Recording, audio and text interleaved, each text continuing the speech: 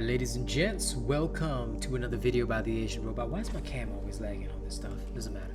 Anyway, I'm here to deliver the hunger build I promised you. Now, I've always commented that the hunger is not a great sword. Why? If you look closely at exotics, they do not have what is called a UE. What is a UE? If you notice, like, for example, let's take a look at the, say, Hellion sword. 8th hit in a row deals extra damage. Well, this is a UE. It's a unique effect of this weapon. But the hunger is different. It does not have that. And that is what causes problems. However, the hunger build that I have is absolutely fantastic. If, again, you know what you're doing. So I'm going to show you how it was constructed and what to actually put in to achieve the best feeling, so to speak. Okay, so I'm gonna show you all that right now. Now, first of all, you're gonna start off with the hunger itself. Rage Hunter cell, Berserker cell here. Now, if you're okay, what I'm gonna tell you is that this build comes with a +3 predator. So if you feel, okay, and genuinely, this is just my thoughts. If you feel like you want to slap in Predator instead of Berserker, that's up to you. You are welcome to do that. However, just note that you will lose it once you take hostile damage. All right. So it's really up to you. Me personally, I prefer to go the Berserker route. That way, even if I lose damage, it's only 14%. All right. Now I'm going to show you how to construct this build. I'm going to just remove my webcam as well, so it's easier for you to see. You start off with the Hunger, Rage Hunter cell, Berserker cell, Special Feast, Mod Recursive Hilt. I'll explain Rage Hunter later. Tempest will be your Omnicell of choice. It works really well. Skarn's Defiance to keep yourself extra alive. Energized cell right here. You've got your Sight of Stone with a Toughness cell. You've got your Dark Marrow with a Rage cell. You've got your Boreal Might with a Berserker cell. And you've got your Boreal March with a Predator cell. Okay? Why is it structured this way? Let's go through the perks. Berserker. This will give you up to the 35% damage as long as you're continuously attacking. And with this sword, you can continuously attack. Rage. As soon as you take damage, you're going to deal 20% more damage. Did you know that any form of damage will trigger Rage? This means even your special will continuously trigger Rage. You don't have to take a hit for it to happen, which is why Rage is particularly useful in this build. Next, Rage Hunter. Behemoths spend a lot of their time enraged.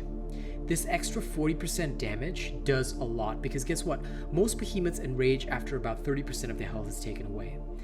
This is the key to this whole build, and I didn't believe it, but the hunger already comes with a Rage Hunter perk. This actually spawned an entire series of Rage Hunter builds which have been doing exceptionally well, and you guys will get to see them in future, but this is the first. This is Rage Hunter Prime, and having a +6 Rage Hunter, well, you've seen it in action on my streams, now you can have it as well. Tenacious. You have 1,300 hit points with this build, and you continuously lifesteal your health back, so Tenacious is not a problem. On top of that, your Skarn's Defiance will help mitigate some of the life loss from the Hunger Special, so why not have Tenacious? And the Hunger Special gives 25% damage as well. So, all of it together builds you some pretty insane damage. Next, Toughness. Toughness will help boost the lifesteal you get from your special, keeping you alive, by the way, which is what Toughness is intended to do. It helps to give you a bit more on Tenacious and offsets the loss from Berserker. Okay, so although you are losing about 6% by having Berserker mixed with Tenacious and Tough, you can still gain a lot by having this here. Because Adrenaline doesn't work so well in the sword. Why? Recursive Hilt restores stamina, however it is the best. Why? Because every time you use Recursive Hilt, you're building more special meter and you're regaining the valor that you spent. It's also really good for closing the gap, meaning that you can deal continuous damage to the behemoth. If you watch my sword playstyle, you will notice that I do this often. So Recursive Hilt is the best choice, and that is why Adrenaline is not often used with the sword. Next, Energized. This is to ensure that you get your special ASAP. +3 is enough, you don't have to go to +6. Predator, just a bit of extra damage as well, because again, you can't really use Adrenaline here. So when you stack up all these perks, this functions really well. All right? Now you don't have to believe me, I'm about to show you this live. But while I show it to you live, I'm going to tell you, now we've got a few people to add to the members only. We've got a couple of people to add to the thank you scene. All right, but as always, we change it on a Sunday, so I do apologize for not changing it immediately. By the way, I'm going to take you guys to Razor Cliff Isle for this demonstration. I'm going to move over to the thank you scene. Throne of Honor, Death Dawning 982, plus Ultra Member, Joshua Moritz, Don't Mind Me, Stephen Martin, Old Mr. Cream Puff, Jerry Fast, Logan Schwartz, Ditorius Venom, The Forgotten, Nate the Great, Zach NFG, all Prestige. We also have Drago joining us, and I think a couple of other Prestige members that I have to look at. So we'll relook at the list tomorrow. Thank you very much for those of you who have maintained your Prestige. April's top supporters. Now we've got several people to add to this list too, including I'm a Boxhead, who is not here and who dropped 100 on us the other day. But April's top supporters are Bravo7910, Kazmanta, My Lovely Girl, Zavi Uzumaki, Johnny Nara, The Mighty Zeno, Splash'em, Death Dawning 982, Zeke, River Archer 124, Rec Coates, Michael Riley, Brett Gillen, Old Mr. Cream Puff, Nate Smith, Mike Bogema, also known as Elrond Stormwalker, and Ty Rutherford. Thank you guys so much for being amazing people. Might also have to add a few more people in here. And now, if you guys want to get into this list, if you guys want to support this channel, all right, like, share, and subscribe.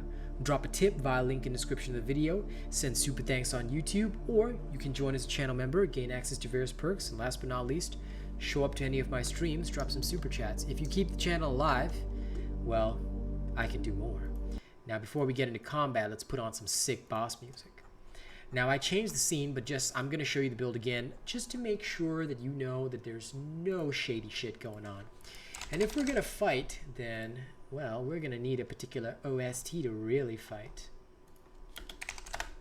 All right, here we go.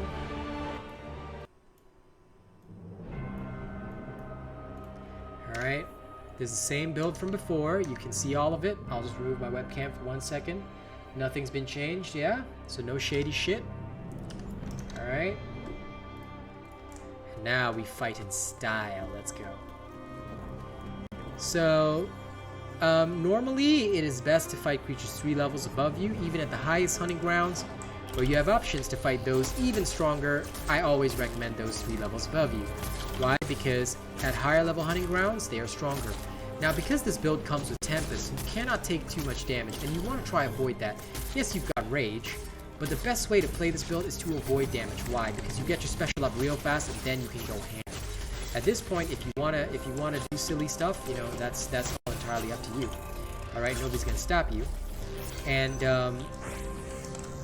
honestly, sometimes you may have to dodge attacks like this as well, which is really nothing much you can do. But the creature's in Rage, right? Congratulations. Now you can deal even more damage, and this is what I like so much about this build. It feels good to use. Why? Because look, all these parts just flying off this poor fella. Damn. And I've already got my special back again. So this thing, when it's just 3 levels above you, the Rage Hunter, the extra 40% is immensely useful. I'm not gonna lie on that. All right, and I didn't even activate my special there. Oop, took some damage. The one downside, which I'll tell you though, is that your lifesteal is entirely dependent on your specials. So you might want to get that right first. If you don't, you're gonna have a rough time. Now, what happens? What happens? Now, just for the sake of an example, all right, just for the sake of showing you guys an example. Again, I don't know why my cam is lagging, but whatever. I'm gonna go to the Frostwolf, all right, which is a lovely 6 levels above us, and I'll show you why this is inefficient. You're still gonna fight, but you may end up dead.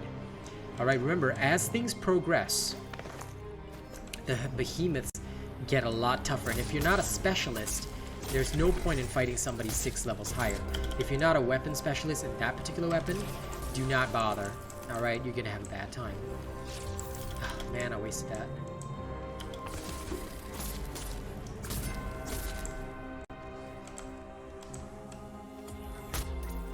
Now, occasionally I will actually hit it, which is nice. Ha! Suffer. But as soon as I get my special, that's when I go ham. Because I know that that's when I can actually get some hits in. Now keep in mind, your life will drain, but at the same time, you know, it will restore, so just be sure to use your tools properly. And once you can knock it down once, You'll be alright. But your lifesteal also ends when that thing ends, so just be careful. If you're not good at dodging, don't fight them way too high above you. Alright, especially at the higher levels. At low levels, it's not going to matter because your Slayer Path bonuses and whatnot all compensate for you. But at higher levels, oh, you're going to need to handle that on your own. So that is when things can get wild. But keep in mind that the creature will enrage soon. Now, the Frost Wolf is one that Aether charges super easily for some god-awful reason. So it ends up Aether charge like even before anything. But it also has easy interrupts if you know when to throw those interrupts down. So you can still steal back a good amount of life. Alright. Now, of course, the fights against Behemoth, very much above your level, will take longer. Please keep that in mind. But again, you know, that's all part and parcel of the process. Alright? So just know the Behemoth's attacks and you'll always be okay. But this build, 110%, you have to be smart about this. Your healing is, and just remember, 100% dependent only on one thing, your special. So you're gonna have to be very, very good about using it. Oh, damn it. I hate it when it does some other weird attack instead of the proper attack it's supposed to do. If you feel like you're too slow, you can always dash in with a Hunger special. Sometimes I try to use that to close the gap instead, because as much as I love my recursive hill, it can be pretty bad, and I like to have my special up at all times. But as you can see, even something 6 levels above you can be handled. So, you know, you're not gonna die. You're not gonna die horribly. Alright? Just remember that you don't do something too extreme. Like, in fact, okay, you see that Scrave? Now I've gone up a level. I'll just do one more showcase with this. If you hit that thing that's just about 4 levels above you, alright, you'll have a much easier time. And a lot of people, the reason why I'm doing so much of a showcase is because often people have asked me, what happens, you know, why don't you, like, if you showcase level 1 versus all these level 9s and 8s, that's great, but your Slayer Path has so much bonuses that it covers for that. I said, fine. They want me to showcase, like, against the tougher behemoths, and just to show, I'll show you at the end of this. Alright, I've not used a single potion, so don't even think that this is one of them lame-ass builds that relies on catalyst to do anything. Alright, because you won't ever need that. With Asian robot quality, you never need that shit. Alright, of course you can use it if you got a lot of spare potions. Please, by all means, if you want to use it, use it. I'm not going to stop you. You might be able to take out that extra Berserker Self for catalyst instead, if that's what you really want to do. But again, you will not usually need potions. Our builds function entirely well without them, so yeah.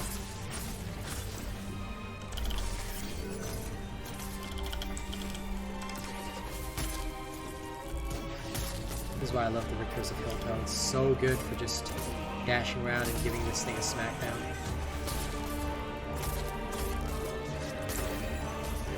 I knew that would knock it down. As you can see, this thing, which is only 4 levels above us, and of course it is a Scrave, so it has less hit points than most other behemoths. It's very easy to just kill it. Like that, bada bing, bada boom. Alright? So, you can use this to slay behemoths above your level, but again, and I've always said this, try to only fight behemoths 3 levels above you. 3 is the sweet spot. 3 and 4 are okay. 3 is the sweet spot, 4, a bit extreme, but still very good time to kill. 5 and above exceeds the proper time to kill, and you're only giving yourself a difficult situation for not much of an increase in XP, because the cap is at level 5. So the best trade-off between killing speed and level, 3 levels above you. Okay? Alright, ladies and gents, that brings us to the end of the video. Thank you very much. If you like my content, don't forget to like, share, and subscribe. You want to keep the channel alive, drop a tip via link in the description of the video. Send super thanks on YouTube. Join the channel as a member. Gain access to various perks, or send super chats whenever I'm streaming. Thank you guys very much for doing that. And oh, that's right, I have to show you my potions. Look, ma, there are potions. Alright. Thank you guys very much. I'll catch you on the next one.